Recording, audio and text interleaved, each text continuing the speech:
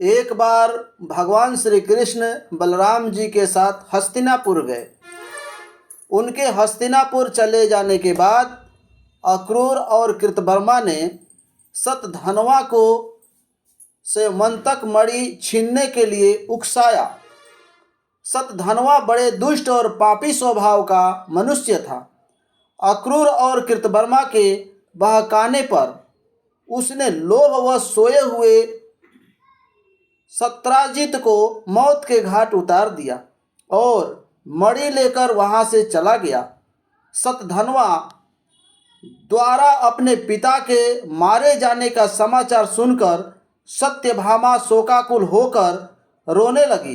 तब भगवान श्री कृष्ण का स्मरण कर उसने यह प्रतिज्ञा की कि जब तक श्री कृष्ण शतधन्वा का वध नहीं कर देंगे वह अपने पिता का दाह संस्कार नहीं होने देगी।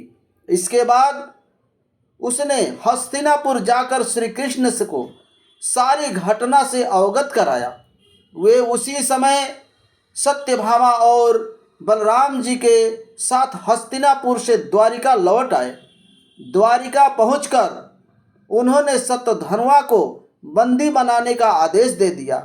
तब शतधन्वा को ज्ञान हुआ कि श्री कृष्ण ने उसे बंदी बनाने का आदेश दिया है, तो वह भयभीत होकर कृतवर्मा और अक्रूर के पास गया और उनसे सहायता की प्रार्थना की, किंतु उन्होंने सहायता करने से इनकार कर दिया।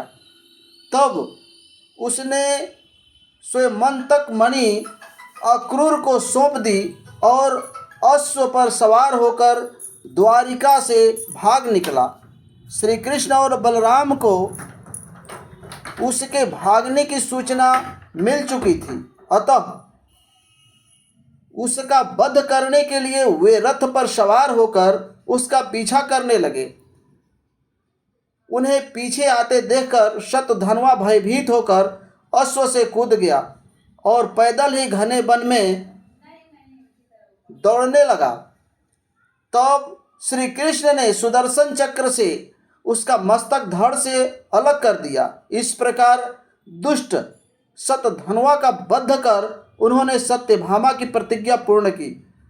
शतधन्वा का वध का समाचार सुनकर कृतवर्मा और अक्रूर भयभीत होकर अपने सपरिवार सहित द्वारिका से चले गए। श्री कृष्ण अक्रूर से बड़ा प्रेम करते थे। जब उन्हें अक्रूर के द्वारिका से जाने का समाचार मिला तो वे अत्यंत दुखी हो गए।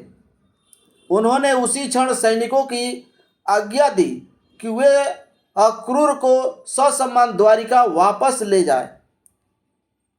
शीघ्र ही अक्रूर को ससम्मान द्वारिका लाया गया।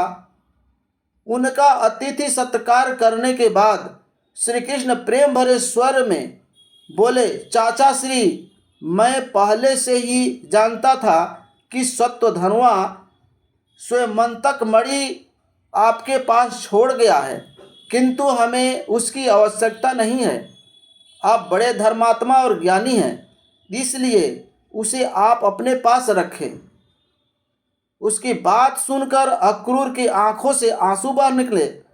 वे अपने अपराध की क्षमा मांगते हुए बोले, दया निधान, आप परम दयालु और भक्तवत्सल्य हैं।